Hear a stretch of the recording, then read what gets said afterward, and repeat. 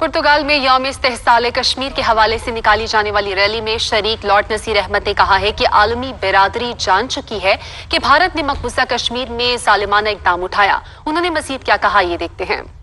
पूरी दुनिया में ये पता चल चुका है कि इलीगल ऑक्यूपेशन हिंदुस्तान की लोगों को सप्रेस करके वो सबमिशन में नहीं रख सकते। आपने देखा है कि Washington Post, New York Times, Guardian, Al Jazeera, पूरी दुनिया के जो बड़े बड़े न्यूज़पेपर्स और टीवी चैनल्स हैं उन्होंने एक साल की ये रिपोर्ट जो है आज पब्लिश की है, जो मैंने ट्वीट भी की है।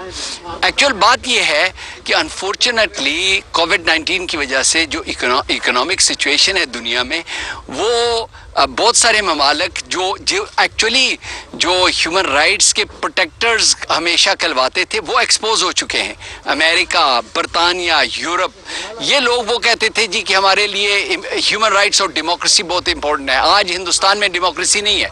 आज हिंदुस्तान कश्मीर में डेमोक्रेसी दे ही नहीं रहा, और जो वहाँ पे मुसलमान और दलित्स हैं उनको भी वो राइट्स नहीं मिल रहे जो डेमोक्रेटिक कंट्रीज़ के अंदर। तो एक तो वो ये है। दूसरा मसला ये है कि ब्रीच ऑफ इंटरनेशनल लॉ, चाहे वो जो लोगों का मैसेकर है, चाहे वो लोगों के साथ जुल्म की अंतहा है, तो मैं समझता हूँ कि हिंदुस्तान को इंटरनेशनल क्रिमिनल कोर्ट में पेश करना चाहिए।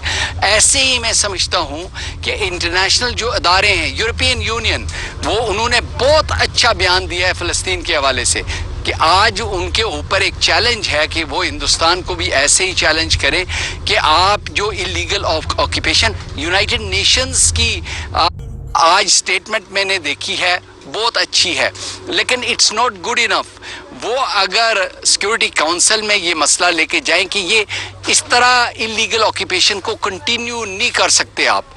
टाइम हैज़ कम कि आप लोगों को राइट ऑफ सेल्फ डिटर्मिनेशन दें। वहाँ पे सैकड़ों लोगों को शहीद किया गया, दर्जनों हमारी बेटियों को रेप किया गया, वहाँ पे हज़ारों नौजवान जो हैं वो मिसिंग हैं, बिलियंस ऑफ डॉलर्स उनको नुकसान पहुँचाया गया। तो अब जुल्म की ये जो दास्तान है इसको ख़त्म करना चाहिए। पाकिस्तान ने कल एक नया नक्शा अपने मुल्क का जारी किया है, आप उस नक्शे के हवाले से क्या कहेंगे? देखें, ये तो 47 से ही यही नक्शा होना चाहिए था।